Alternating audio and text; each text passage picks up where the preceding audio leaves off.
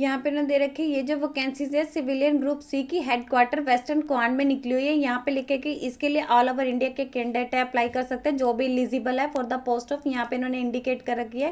Then लिखे कि आपने जो अपना एप्लीकेशन फॉर्म है ड्यूली विद आपके जो भी रिक्वेस्टेड डॉक्यूमेंट रहेंगे उनके साथ जो है सेल्फ अटेस्टेड फोटोकॉपीज उनकी सेंड करनी है। एमएच जलंधर कैंट यहाँ पे पहुंच जाना चाहिए आपका जो एप्लीकेशन फॉर्म है। जब भी इसका एम्प्लॉयमेंट न्यूज में एडवर्टीजमेंट आई होगी उसके 45 डेज के अंदर अंदर आपका जो एप्लीकेशन फॉर्म है दिए हुए पते पे पहुंच जाना चाहिए एमएच जलंधर कैंट में। यहाँ पे इन्होंने दे रखा है कि कौन कौन सी मतलब आपकी पोस्ट रहेगी, उसमें नंबर ऑफ पोस्ट कितनी है, देन उसमें ब्रेकेज दे रखी है कौन सी कैटेगरी में कितनी वैकेंसीज रहेगी, उसका पे मैट्रिक्स दे रखे क्या रहेगा, एज दे रखी क्या रहेगी एंड क्वालिफिकेशन क्या रहेगी।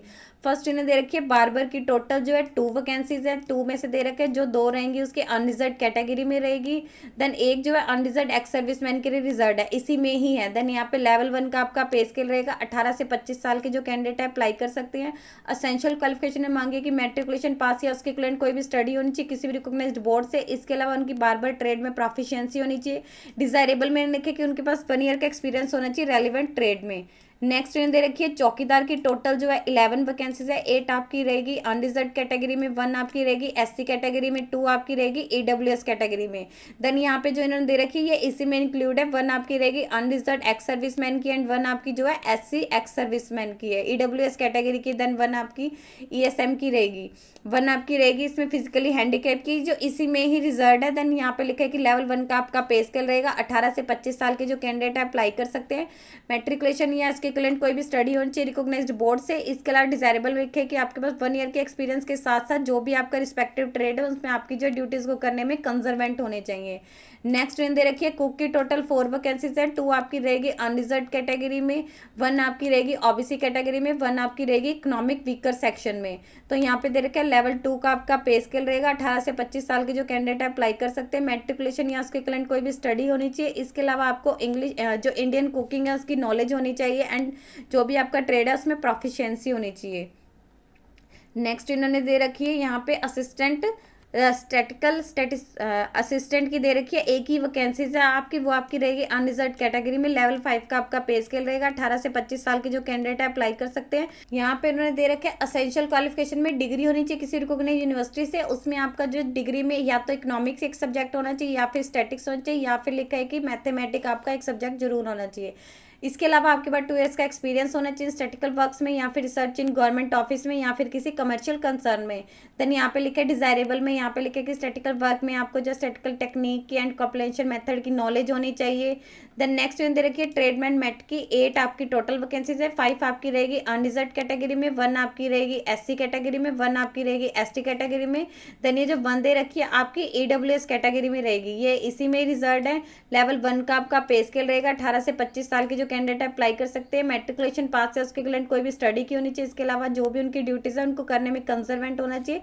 1 ईयर का आपके पास एक्सपीरियंस होना चाहिए।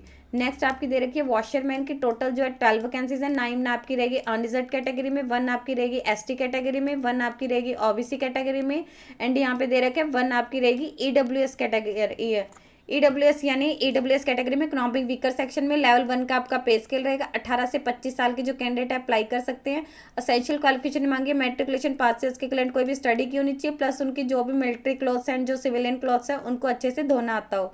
नेक्स्ट इन दे रखी है सफाई वाली की 27 वैकेंसीज है। 15 आपकी अनरिजर्व में रहेगी, 4 आपकी एससी में रहेगी, 4 आपकी ओबीसी में रहेगी, 4 आपकी जो है ईडब्ल्यूएस कैटेगरी में रहेगी। 18 से 25 साल के जो कैंडिडेट है अप्लाई कर सकते हैं। असेंशियल लिखे कि मैट्रिकुलेशन पास या उसके इक्विवेलेंट कोई भी स्टडी की होनी चाहिए रिकॉग्नाइज्ड बोर्ड से, प्लस अपनी जो भी ड्यूटीज है उनको करने में कंजर्वेंट होना चाहिए। ये डिजायरेबल है, 1 ईयर का एक्सपीरियंस होना चाहिए। टोटल जो दे रखी है 65 वैकेंसीज है। 42 आपकी अनरिजर्व में है, 6 आपकी एससी में है, एसटी में 2 है, 6 आपकी ओबीसी में दे रखी है और 9 आपकी जो है ईडब्ल्यूएस कैटेगरी में रहेगी।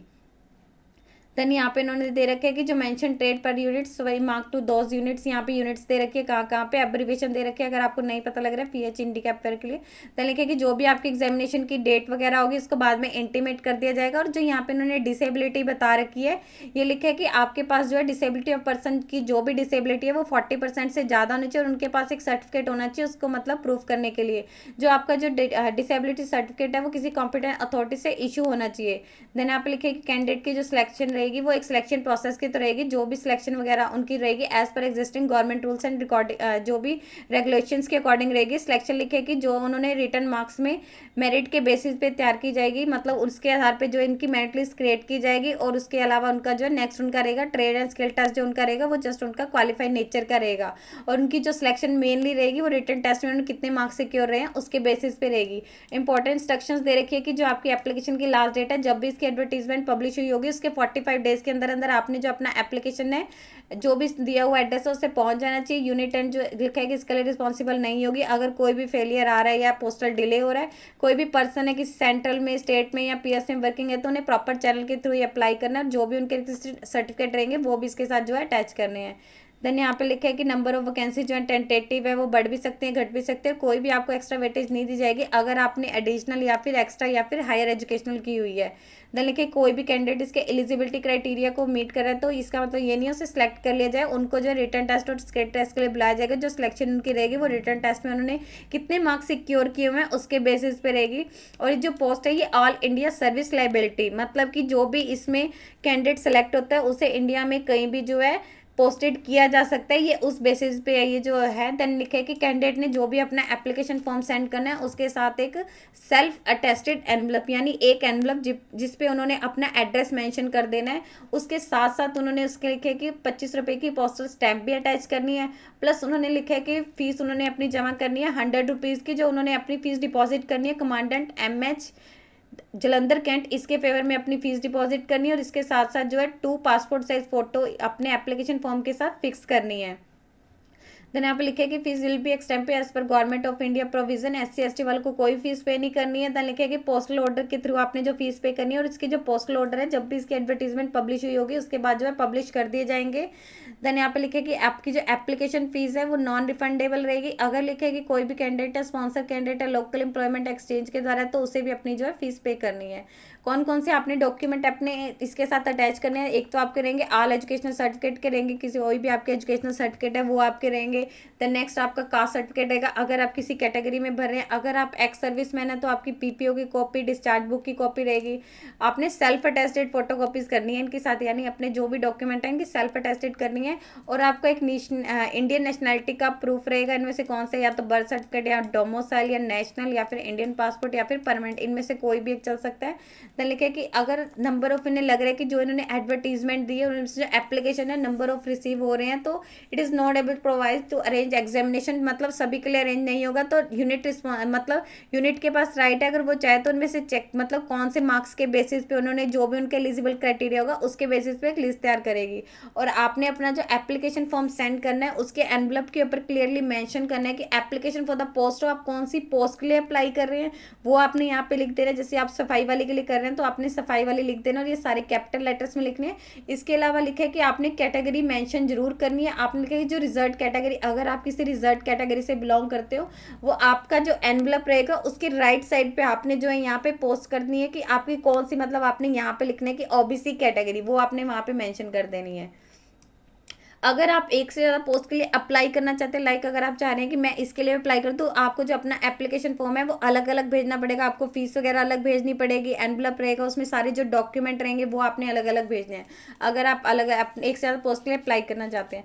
देन यहाँ पे नेक्स्ट लिखे अगर आप अपना इनकम्प्लीट मतलब आपने अपना इनकम्प्लीट एप्लीकेशन भरी या इन्होंने जहाँ पे साइन दिया वहाँ साइन नहीं किया, या आपने अपना जो इन्होंने थंब इंप्रेशन दिया वो नहीं किया है, या आपने अपने इसके साथ डॉक्यूमेंट अटैच नहीं किए हुए हैं जो इन्होंने बताए हैं, या एप्लीकेशन लास्ट डेट के बाद रिसीव हो रहा है तो उसे सीधा रिजेक्ट कर दिया जाएगा, या आपने इसके साथ एडिशनल फोटोग्राफ नहीं अटैच किए, या आपने सेल्फ अटेस्टेड नहीं किए हुए हैं तो उसे सीधा रिजेक्ट कर दिया जाएगा।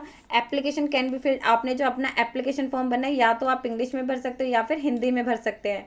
देन नेक्स्ट लिखे कि कोई भी कैंडिडेट है यहाँ पे अगर इसके रिटन टेस्ट या फिर रिटन टेस्ट या स्किल टेस्ट के लिए आएगा तो उन्हें कोई भी बोर्डिंग लॉन्जिंग एक्सपेंसिव नहीं दिए जाएंगे उनके ट्रैवलिंग के, उन्हें जो अपने खुद के अरेंजमेंट्स करने होंगे। आपने जो अपना एप्लीकेशन फॉर्म सेंड करना है या तो वो रजिस्टर्ड पोस्ट के थ्रू करना है या फिर स्पीड पोस्ट के थ्रू करना है, जस्ट यही 2 मोड रहेंगे और कोई मोड नहीं है। एप्लीकेशन शुड भी आपने कौन से एड्रेस पे करना है, यहाँ पे इन्होंने एड्रेस दिया हुआ है commandant military hospital Jalandhar Cantt 144,005 ये आपका एड्रेस रहेगा। यहाँ पे मैं एक बार इसे हाईलाइट कर देती हूँ क्यों सेक्शन में इसका एड्रेस दिया हुआ है। आपने इस एड्रेस पे अपना जो अपना एप्लीकेशन फॉर्म है सेंड करना है। देन लिखे कि अगर आप जो इन्होंने लिखे कि रिटर्न एग्जाम के दौरान अब अगर आप कोई भी अनफेयर मीन्स यूज़ कर रहे हैं, मतलब जो इन्होंने किया हुआ है कि आप या कोई इलेक्ट्रॉनिक गैजेट्स यूज़ कर रहे हैं, तो उसे सीधा लिखे कि कैंडिडेचर जो आपका डिस्क्वालीफाई कर दिया जाएगा। और इसका लिखे कि आपका जो रिटर्न टेस्ट होगा उसमें नेगेटिव मार्किंग हो सकती है, मतलब क्लियर नहीं है बट इन्होंने लिखा है कि अ लिटिल बिट चांसेस है कि वो नेगेटिव मार्किंग हो जाए। नेक्स्ट वन दे रखे हैं रिजेक्शन होने के, आपका जो एप्लीकेशन फॉर्म है वो रिजेक्ट होने के क्या क्या रखे हैं। फर्स्ट आपका लिखे अगर आपने उसमें टेम्पर्ड या फिर फॉल्स इन्फॉर्मेशन भरी हुई है या आपने अपना एप्लीकेशन है इम्प्रॉपर वे में भरा हुआ है, तो लिखे कि किसी अदर रीज़न से यानी या तो ड्यू डेट के बाद आ रहा है या फिर उसमें कोई आपने डॉक्यूमेंट अटैच नहीं किया या आपने कोई भी फीस वगैरह का लिखा है कि कुछ ऐसा अटैच नहीं किया, तो यहाँ बहुत सारे रीज़न हो सकते हैं आपके जो इसके एप्लीकेशन रिसीव होने के लिए। देन यहाँ पे लास्ट डेट दे रखी है कि आपके एप्लीकेशन की जो लास्ट डेट रहेगी जब भी इसका एप्लीकेंट जब भी इसकी एडवर्टीजमेंट नोटिस में आया होगा, मतलब पब्लिश हुआ होगा एम्प्लॉयमेंट न्यूज़ के, और उसके 45 डेज के अंदर अंदर आपका जो एप्लीकेशन है इस दिए हुए पते पे पहुंच जाना चाहिए। देन यहाँ पे कुछ के लिए दे रखे, कुछ स्टेट्स के लिए दे रखे, अगर आप असम, मेघालय, अरुणाचल प्रदेश, मिजोरम, नागालैंड, त्रिपुरा, सिक्किम, लद्दाख या फिर जम्मू कश्मीर स्टेट के किसी सब डिवीजन से या फिर लाहौल स्पीति इधर इन एरिया से बिलोंग करते हैं स्टेट से, तो आपको 52 यानी आपको 7 डेज एक्स्ट्रा दिए जाएंगे। बट आप यहाँ पे लिखेगी वहाँ पे अगर आप इन स्टेट से बिलोंग करते हैं तो आपको 7 डेज एक्स्ट्रा दिए जाएंगे। यहाँ पे लिखेगी यूनिट रिस्पॉन्सिबल नहीं होगा अगर आपको रिटर्न टेस्ट, फिजिकल टेस्ट या ट्रेड टेस्ट के दौरान कोई भी इंजरी होती है। देन यहाँ पे दे रखे आपका जो एग्जामिनेशन पेपर होगा उसमें क्या क्या होगा। फर्स्ट में दे रखे आपके एग्जाम पेपर में टोटल जो है यहाँ पे दे रखे 150 मार्क्स का रहेगा, 150 क्वेश्चन पूछे जाएंगे, टोटल आपकी 2 आवर्स की टाइमिंग रहेगी। फर्स्ट लिखा है पेपर 1 में आपके general intelligence and reasoning objective type reasoning के क्वेश्चन पूछ जाएंगे, ये सभी जो क्वेश्चन है इसमें मल्टीपल चॉइस क्वेश्चन पूछ जाएंगे। पेपर 2 में आपसे जनरल अवेयरनेस के पूछे जाएंगे, पेपर 3 में आपसे जनरल इंग्लिश के पूछे जाएंगे, पेपर 4 में लिखे न्यूमेरिकल एप्टीट्यूड रहेंगे, लिखे कि आपका जो भी रहेगा ऑब्जेक्टिव टाइप चॉइस के क्वेश्चन पूछे जाएंगे। क्वेश्चन पेपर लिखे कि रिटन टेस्ट के लिए आपका जो भी क्वेश्चन पेपर आपको दिया जाएगा वो हिंदी एंड इंग्लिश 2 लैंग्वेज में रहेगा।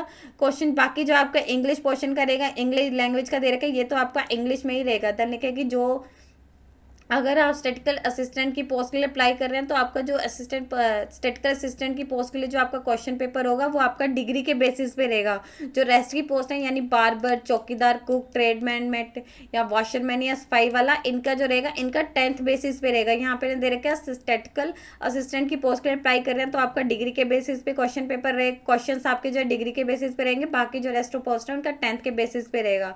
देन लिखे कि अगर आपको रिलैक्सेशन चाहिए एज के रिगार्डिंग, फीस के रिगार्डिंग या मेडिकल एग्जामिनेशन या सुटेबल, तो किसी भी टाइप की लिखा है कि कैटेगरी वगैरह है तो एप्लीकेशन की लास्ट डेट तक तो है काउंट की जाएगी।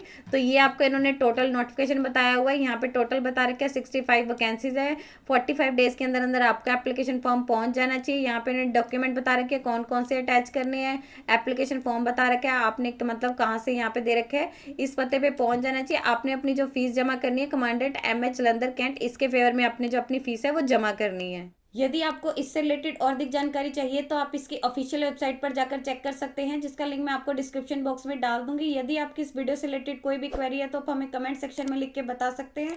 वीडियो अच्छी लगी हो तो प्लीज़ लाइक एंड शेयर। इस तरह के इन्फॉर्मेटिव वीडियोज़ को देखने के लिए आप हमारे यूट्यूब चैनल को सब्सक्राइब कीजिए।